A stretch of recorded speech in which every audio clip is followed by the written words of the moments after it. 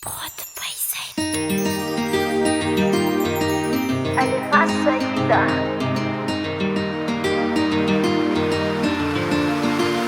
Rirene pahario, zenari ny zavaboary aho. Tena mavoky feno finona satria ny kibona ekito zatra mihinambary aho. Rirene pahario, aiko enao fa tsy manary eo. Fa mety mbola tsy any milay rendez-vous ako sy ny asambarano. Raha io kanefa ratsoavy izy androany, teny masoko aza vely tomany. Mangidy ny androany fa rapitsim-bolomany. Eo anay isanany izay anjara masoany, mba anazava ny fiainanay ety.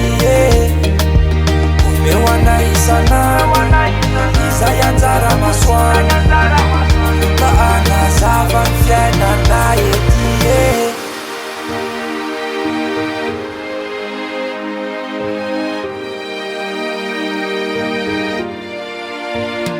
Raha io masolo vola taratasy reny miorana, 50 be mipatrapatraka ohatrany andro fa avaratra angamba tena ila io.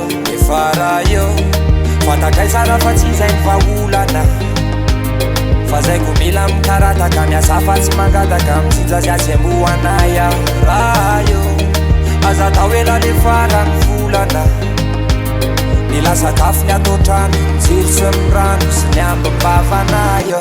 Raha io eo anay isanany izay anjara masoany, mba anazava ny fiainanay ety. Eo anay isanany izay anjara masoany, mba anazava ny fiainanay ety.